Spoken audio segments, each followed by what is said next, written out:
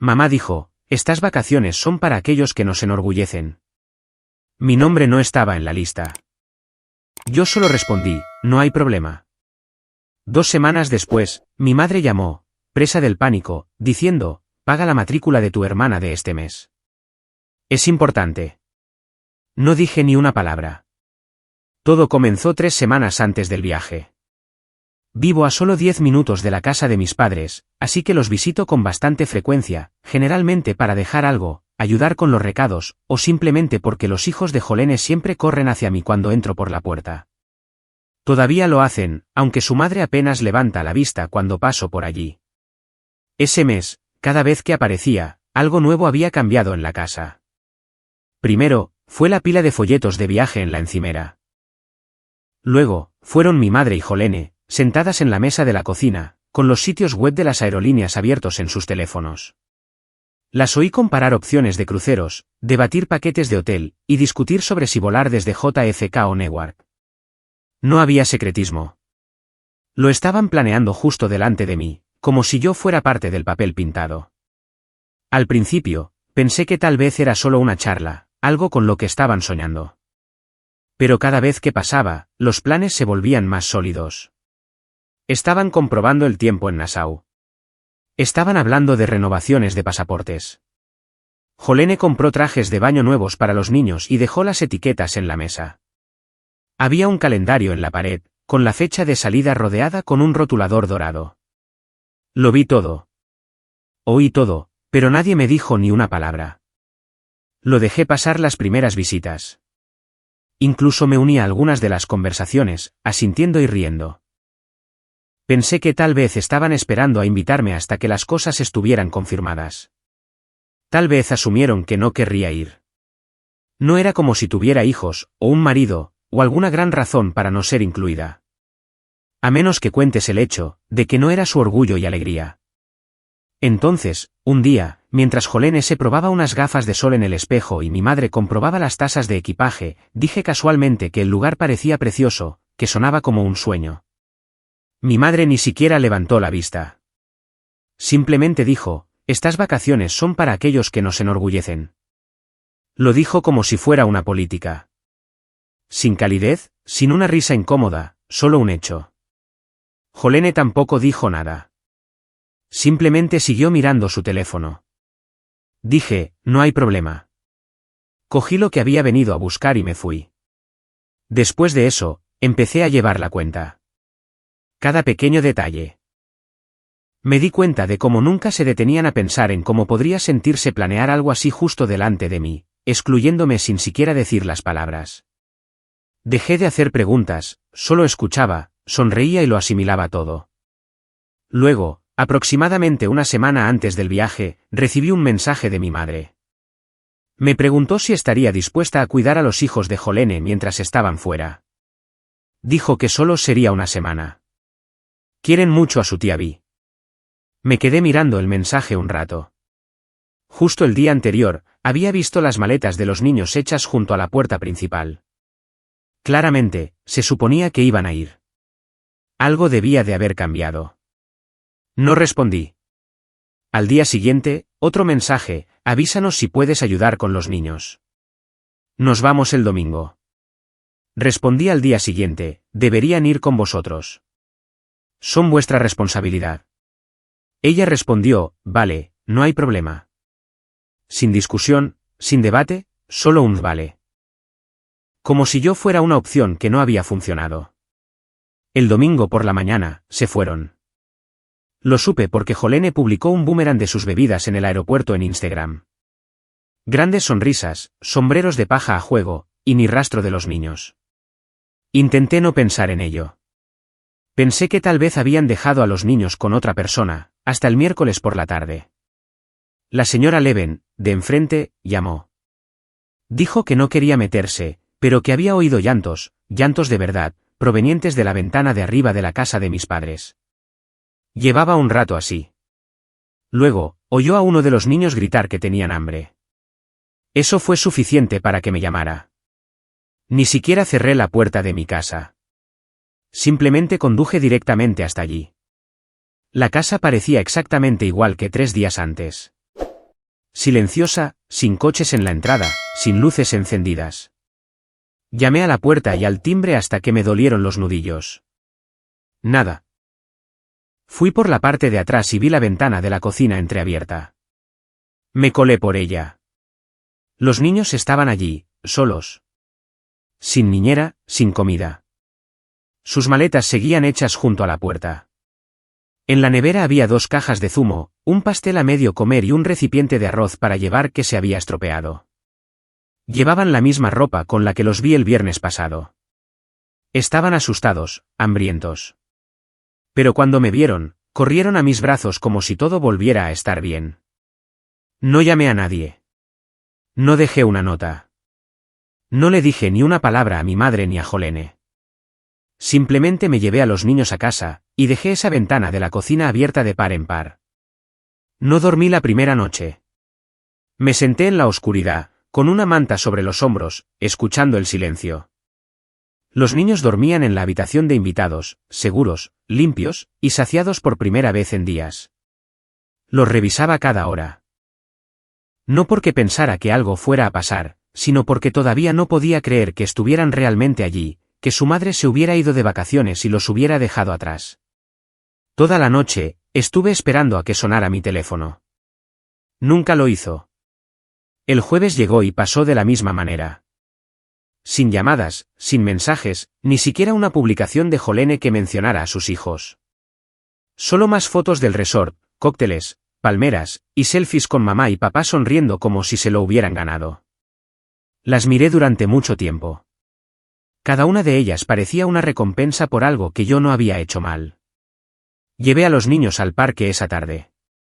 Necesitaba aire. Ellos necesitaban ver algo brillante. Corrieron durante horas, riendo como si nada de aquello hubiera pasado. Seguí revisando mi teléfono, medio esperando que alguien me enviara un mensaje preguntando dónde estaban, pero nadie lo hizo. Para el viernes por la mañana, había dejado de darles el beneficio de la duda.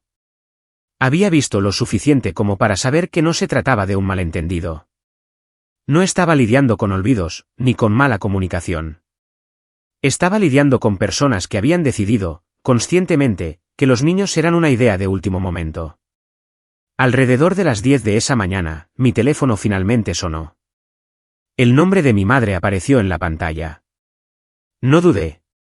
Contesté, pensando, por fin. Su voz era ligera, relajada. Dijo que llamaba desde el vestíbulo del resort. Podía oír las olas de fondo.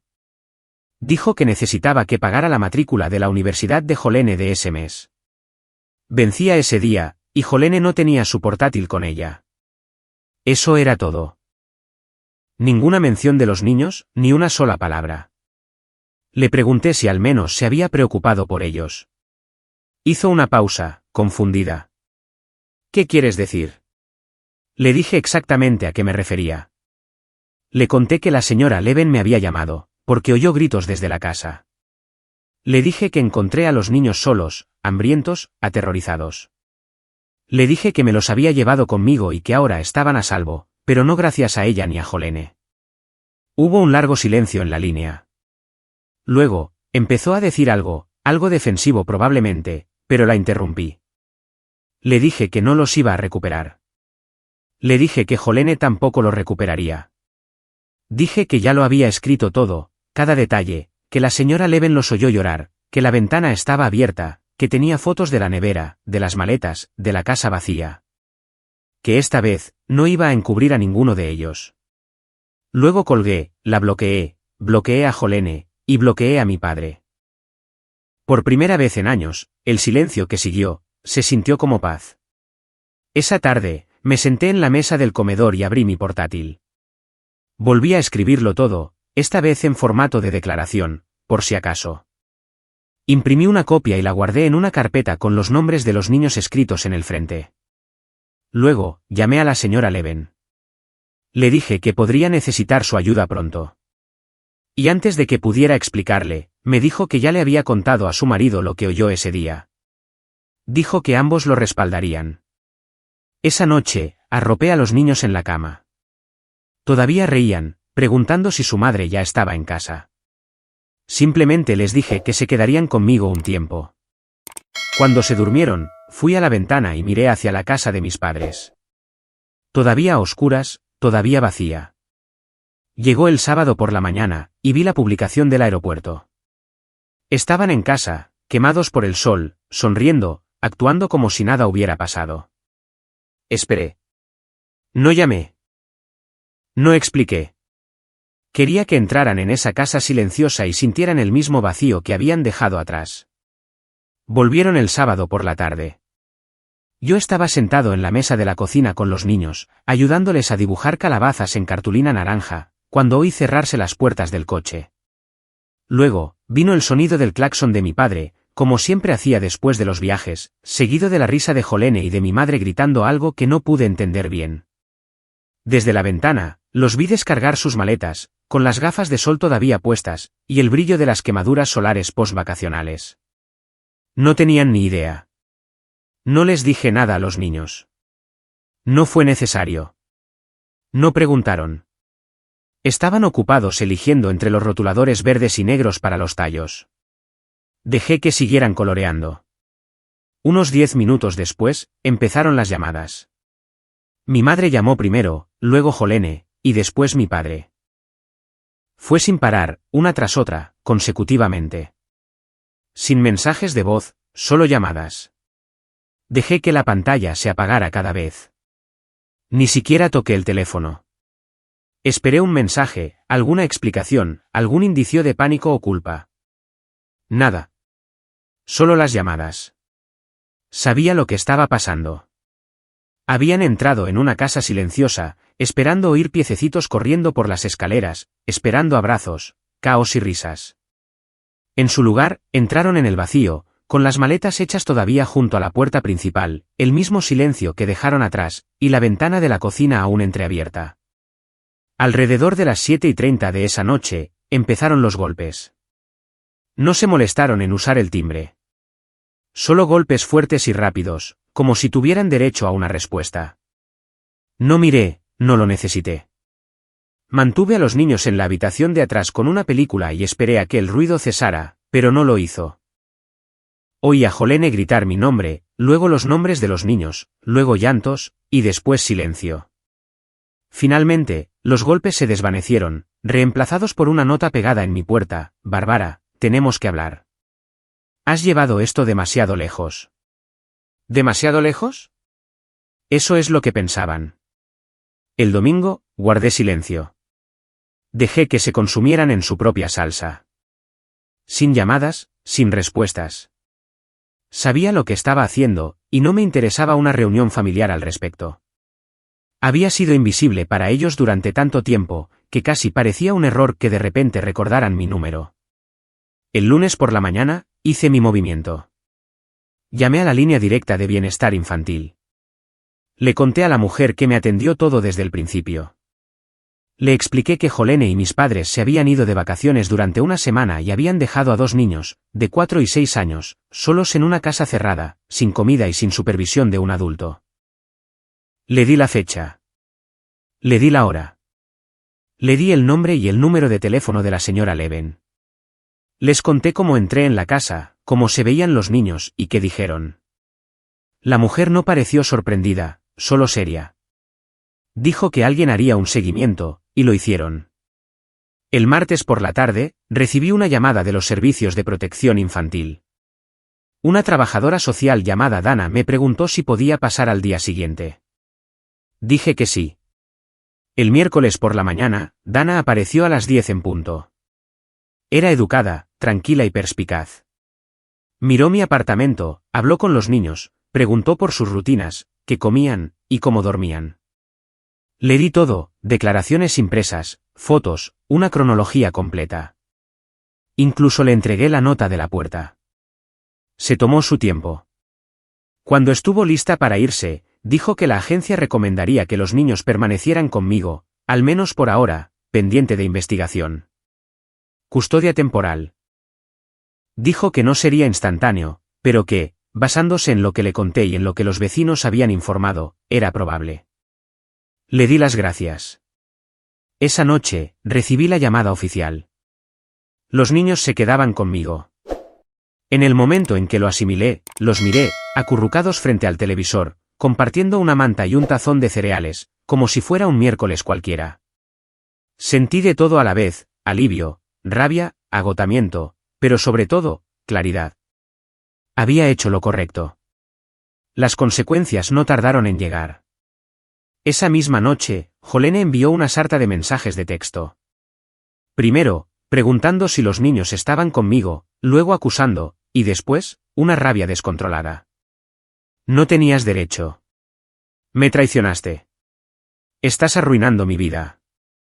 Ni una sola vez preguntó si estaban bien. Ni una sola vez dijo que lo sentía. Mi madre lo intentó después. Dejó un mensaje de voz diciendo, podemos arreglar esto como una familia. Sonaba molesta, no preocupada. Como si yo estuviera exagerando. Como si dejar a dos niños pequeños solos en una casa durante días fuera algo que se pudiera justificar con un café. No contesté. No respondí, porque nada volvería a ser igual. Habían dejado a esos niños atrás, como unas llaves olvidadas en una encimera. Y ahora, querían fingir que no lo habían hecho. Pero yo, ya había terminado de fingir. No se los iba a devolver. Los niños se quedaban oficialmente conmigo. Tenía los papeles en una carpeta en mi estantería, custodia temporal, pendiente de más investigación. Los servicios sociales ya habían hecho su primera visita, y otra estaba programada para la semana siguiente. No había terminado, ni mucho menos, pero por ahora, estaban a salvo, y estaban conmigo. No les di un gran discurso sobre lo que estaba pasando. Simplemente les dije que se quedarían en mi casa un poco más, y asintieron como si fuera la cosa más normal del mundo. Creo que ni siquiera preguntaron por qué. ¿Qué dice eso? Jolene no se lo tomó bien. Pasó del silencio al frenesí casi de la noche a la mañana. Me despertaba con muros de mensajes de texto, algunos suplicantes, otros amenazantes, la mayoría irracionales.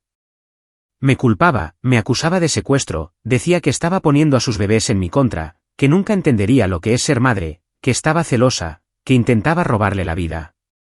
Leí cada palabra y no respondí. ¿Qué podía decir? Luego llegó el correo electrónico de mi madre. Fue más corto de lo que esperaba. Un párrafo, escrito en ese tono excesivamente formal que usaba cuando quería sonar razonable, pero no podía ocultar los filos afilados debajo.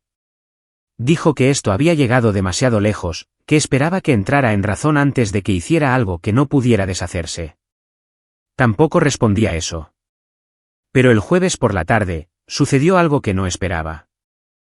Mi padre apareció en mi puerta, solo. Eso, por sí solo, ya era extraño. No recuerdo la última vez que vino a verme sin mi madre, o sin que ella lo enviara. Pero allí estaba, sin chaqueta, solo sosteniendo las llaves de su coche como si planeara irse tan rápido como llegó. Abrí la puerta lo suficiente para dejar claro que no estaba de humor para una larga conversación. No se abrió paso a la fuerza. No levantó la voz. Simplemente se quedó allí y dijo, sé que estás enfadada. Lo entiendo. Esperé. Luego dijo, tu madre quería contratar a una niñera. A última hora, Jolene le dijo que no. Dijo, Bárbara lo hará. Siempre lo hace. Me quedé mirándolo. Continuó, me dijo que se suponía que debían preguntarme, que ese era el plan, que mi madre pensaba que Jolene había hablado conmigo, y Jolene pensaba lo mismo de ella. Y para cuando llegaron al aeropuerto, asumieron que yo lo tenía bajo control. No lo estaba defendiendo, al menos, no exactamente. Pero intentaba suavizarlo, intentaba reformularlo como un malentendido, un cruce de cables. Pero no fue eso. Sé que no lo fue, porque recuerdo el mensaje exacto que Jolene me envió esa semana, avísanos si puedes ayudar. Nos vamos el domingo. No un está confirmado. No un gracias por aceptar. Un avísanos. Se fueron de todos modos.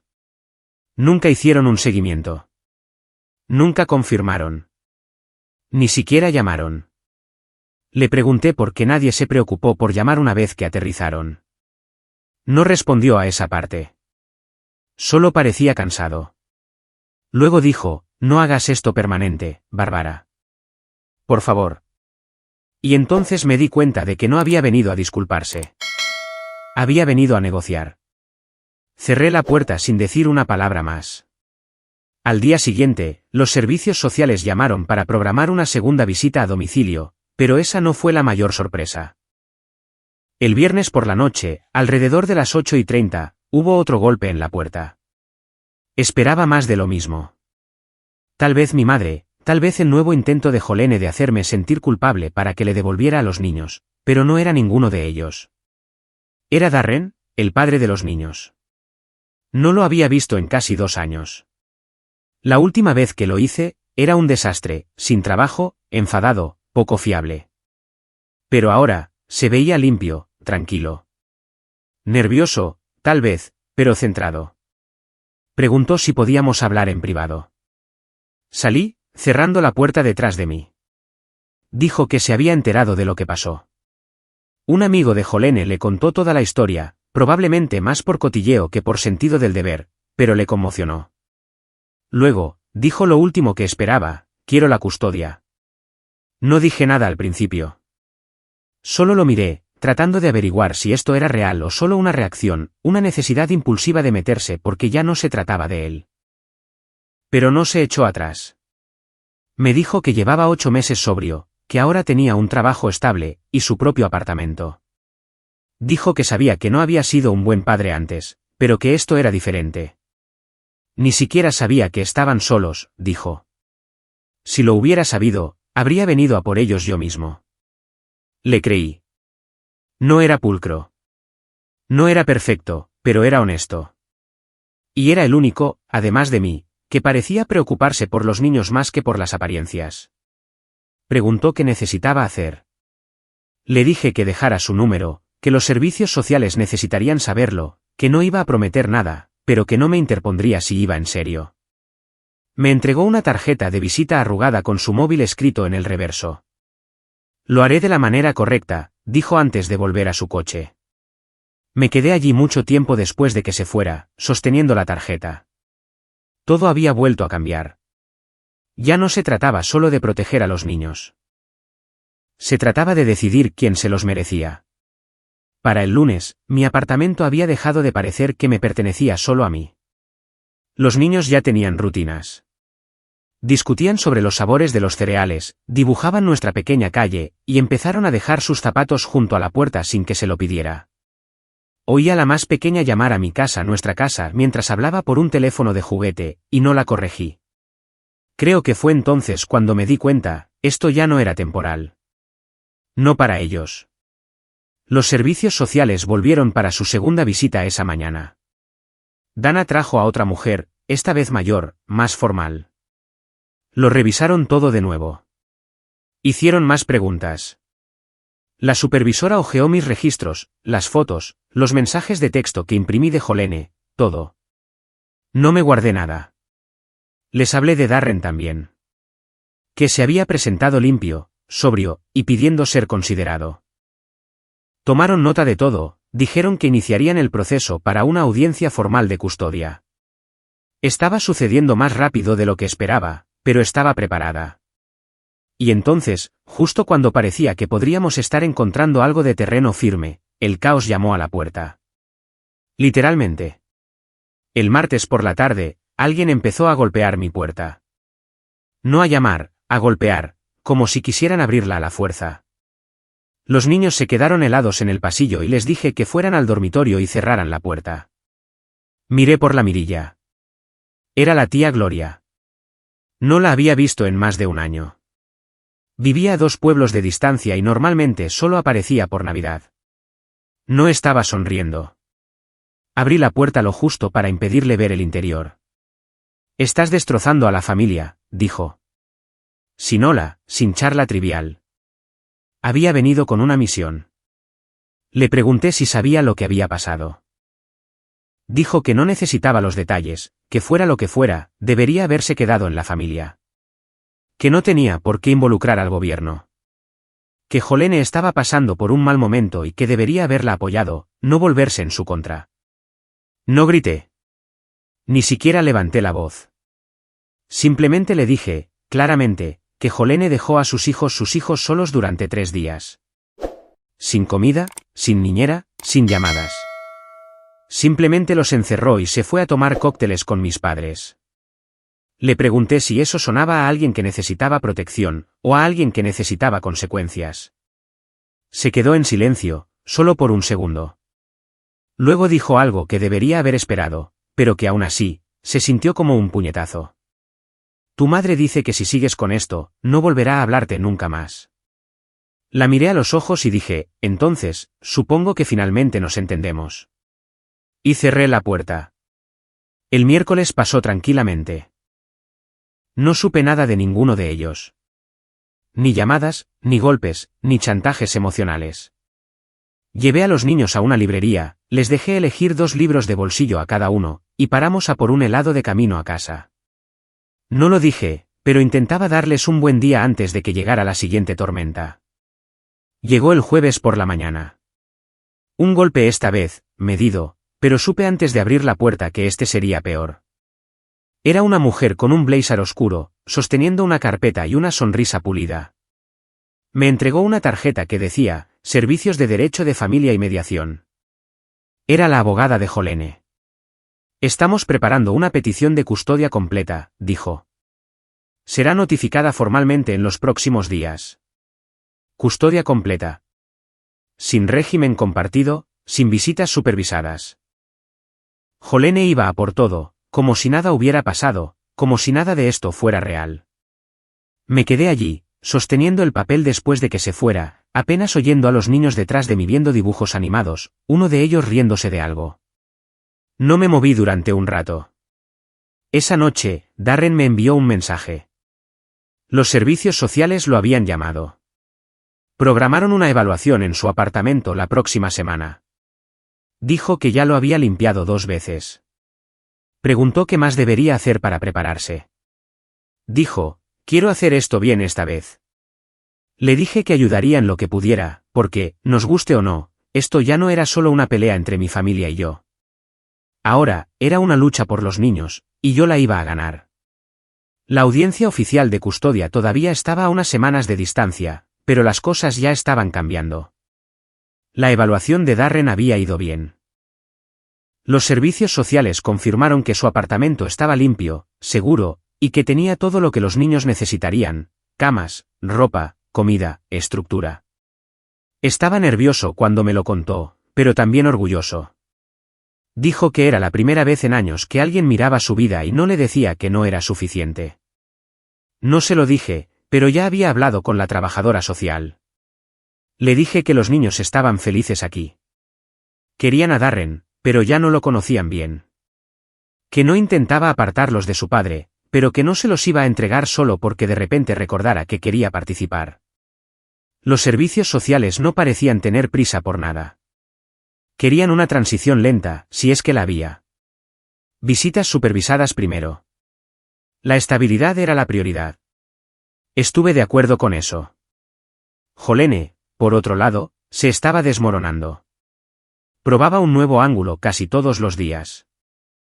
Una mañana, recibí una sarta de mensajes de texto disculpándose, diciendo que no estaba en su sano juicio y que pensaba que la situación de la niñera estaba resuelta y que nunca quiso que esto sucediera. 2 días después, publicó una larga y vaga perorata en Facebook sobre la gente que roba lo que no es suyo y cómo la familia siempre encuentra el camino de vuelta. Luego, empezó a aparecer de nuevo. Esperó fuera de mi edificio de apartamentos 2 veces esa semana. No la dejé entrar ninguna de las 2 veces. La segunda vez, tenía una bolsa de regalo en la mano, juguetes baratos de la tienda de todo a $1, un zumo, y una tarjeta escrita a mano que decía, «Mami te quiere». Se la di a los servicios sociales. No iba a ser la razón por la que ella tuviera otra excusa para tergiversar la historia. Ese fin de semana, llegó una carta de su abogada. Una solicitud formal de visitas, sin supervisión. Me reí cuando la abrí. Jolene todavía pensaba que esto se trataba de recuperar su vida, que podía ponerse una camisa limpia, sonreír en una reunión, y todo el mundo fingiría que no había pasado nada. No sabía que la señora Leven había dado su propia declaración por escrito a los servicios sociales, con una descripción detallada de los llantos, la ventana, y el tiempo que los niños habían estado solos. No sabía que Darren se había reunido con un abogado privado que ahora estaba revisando sus derechos como padre biológico y que probablemente presentaría su propia demanda de custodia. No sabía que al tribunal no le interesaba quien lloraba más fuerte. Les importaba quien daba la cara.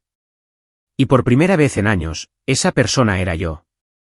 Luego, el martes por la mañana, sucedió algo que no había previsto. Mi madre apareció en mi trabajo.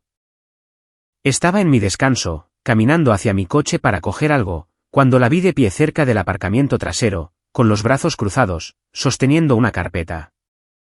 Quise pasar de largo, ignorarla, pero no lo hice. Se acercó como si se hubiera topado conmigo en la tienda. Dijo que necesitaba 5 minutos. Le di 3. Me entregó la carpeta, fotos de los niños, antiguas, fotos de bebés, de vacaciones, Jolene sosteniéndolos. Yo, en el fondo, siempre un poco a un lado. Luego, me miró y dijo algo que nunca olvidaré. No nos castigues porque por fin estás recibiendo atención. Parpadeé. Eso era. Eso era lo que pensaba. Todo esto era una venganza. Un foco de atención. No protección, no seguridad, no amor. Le dije que la única razón por la que ahora le importaba, era porque alguien más estaba mirando. Luego, me alejé. Más tarde esa noche, cuando llegué a casa, la mayor estaba sentada junto a la puerta principal, esperándome. Me entregó un dibujo. Éramos yo, ella, su hermano y Darren. Estábamos de pie frente a mi apartamento, con las palabras escritas en ceras encima: esta es mi verdadera familia ahora. No lloré, pero casi. Y me prometí a mí misma entonces, que Jolene nunca lo recuperaría.